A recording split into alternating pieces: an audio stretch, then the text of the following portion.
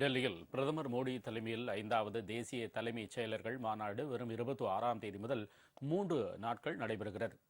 மத்திய மாநில அரசுகளுக்கு இடையிலான கூட்டாண்மையை மேலும் அதிகரிக்கும் நோக்கில் கடந்த 2022ஆம் ஆண்டு முதல் மாநில தலைமைச் செயலர்களின் தேசிய மாநாடு நடத்தப்பட்டு வருகிறது.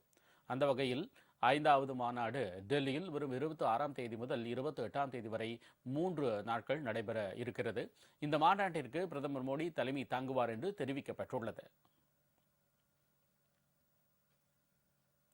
மகாத்மா காந்தி தேசிய ஊரக வேலைவாய்ப்பு உறுதி திட்டம், ஜனநாயகம் ஆகியவற்றின் மீது மோடி அரசு புல்டோசரை ஏற்றி அழித்துவிட்டதாக மக்களவை எதிர்க்கட்சித் தலைவர் ராகுல் காந்தி குற்றம் சாட்டியுள்ளார்.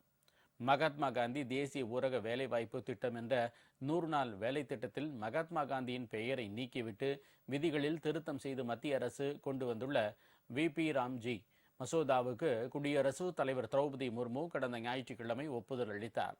இந்நிலையில் ராகுல் காந்தி தமது சமூக வலைதள பதிவில் இந்த மசோதா குறித்து எந்தவிதமான பொது விவாதமோ அல்லது நாடாளுமன்றத்தில் முறையான விவாதமோ நடத்தப்படவில்லை என்று குற்றம் சாட்டியுள்ளார். மாநில அரசுகளிடம் இருந்தும் இதற்கான ஒப்புதல் பெறப்படவில்லை என்றும் கூறியுள்ளார். இந்த மசோதா திட்டத்தை மேம்படுத்துவதற்காக அல்லாமல் சிதைப்பதற்காக கொண்டு வரப்பட்டுள்ளதாக ராகுல் காந்தி குற்றம் சாட்டியுள்ளார். இதற்கான விலையை கோடிக்கணக்கான உழைக்கும் மக்கள் தங்களின் வாழ்வாதாரத்தை இழப்பதன் மூலமாக செலுத்தப் போவதாகவும் ராகுல் காந்தி குறிப்பிட்டுள்ளார்.